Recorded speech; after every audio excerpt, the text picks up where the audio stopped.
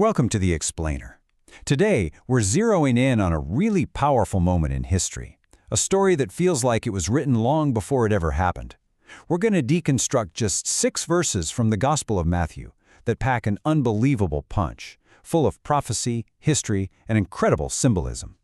So think about this for a second. What if a public execution wasn't just a tragic, brutal event?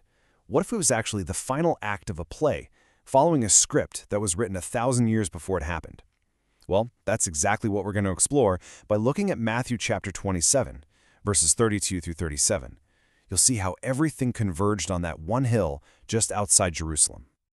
Okay, so our story starts on the road to the execution site.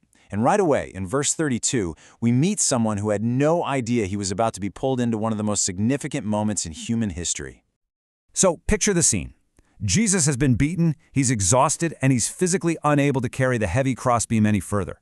The Roman soldiers, probably just wanting to get this over with, do something that was actually pretty common for them. They just grab a random guy from the crowd and force him. They compel him to carry it for them. So who was this guy, Simon of Cyrene?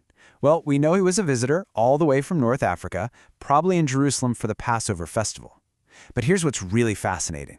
The Gospel of Mark actually names his sons, Alexander and Rufus. Now, you wouldn't do that unless those names meant something to your audience. It's a huge clue that Simon and his family later became well-known believers in the early church. So this random man becomes this powerful symbol, the innocent man literally carrying the burden of the guilty. So, the procession finally makes it to its destination, and verse 33 gives us its name, a name that tells you everything you need to know about what's about to go down.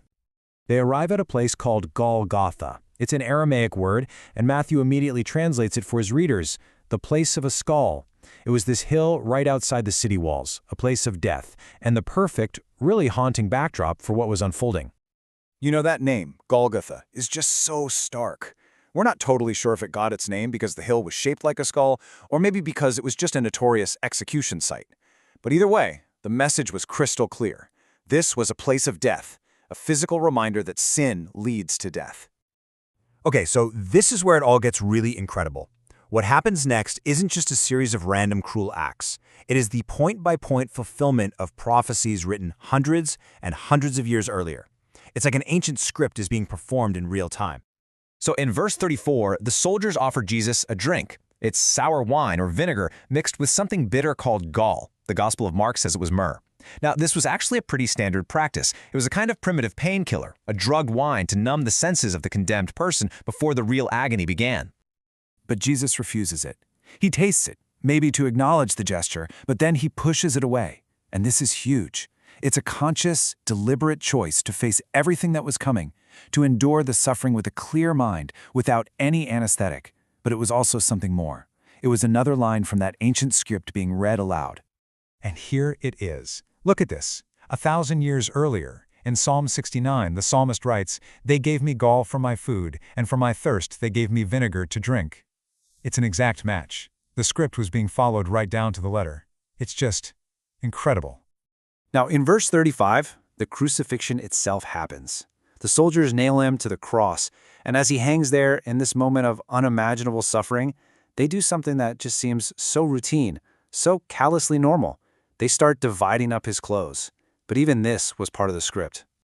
So, there were 4 soldiers in the execution detail. They take his outer clothes and split them up 4 ways, 1 part for each of them. But his tunic, his inner garment, was different. It was seamless, woven from a single piece of cloth, which made it more valuable. They didn't want to tear it, so what do? They gamble for it. They cast lots to see who gets the whole thing. And, you probably guessed it, another direct hit. Go back 1,000 years to Psalm 22, written by King David. It describes this exact scene with chilling accuracy. They divide my garments among them, and for my clothing they cast lots. Word for word, another prophecy fulfilled by soldiers who had absolutely no idea what they were doing. Then we get this very simple, very stark line in verse 36. Their work is done. The nails are in, the cross is up, and so the soldiers just sit down and they watch. They're just guards now, passing the time, completely oblivious to the cosmic significance of the event they're witnessing. All right, let's get to the final verse in this passage, verse 37. This is the official charge, the public reason posted above his head explaining why this man was being executed. And this is where the irony just becomes overwhelming. Pontius Pilate, the Roman governor, has a sign made and nailed to the cross, right above Jesus' head. It reads, "This is Jesus, the King of the Jews." This was the formal accusation. It was meant to be mockery, a political statement to warn anyone else thinking of claiming kingship. But it ended up being a proclamation of the truth. And get this, the sign wasn't just written in one language. It was trilingual. It was in Hebrew, the sacred language of the Jewish people. It was in Greek, the common language of culture and trade throughout the empire. And it was in Latin, the official language of Roman law and power. The message was being broadcast to the entire known world. Well, you can imagine the chief priests were absolutely furious about this. They rush to Pilate and demand that he change it.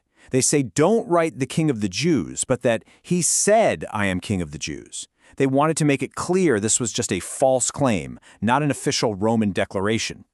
But Pilate, in this moment of frustration and finality, just refuses. He tells them, what I have written, I have written. And so the sign stays. And in the deepest irony, the charge meant to condemn him becomes his coronation plaque. The act designed to humiliate and destroy him ends up proclaiming his true identity to the world. The ancient script was fulfilled. So you have to ask yourself, what does this tell us about where true power and real kingship actually come from?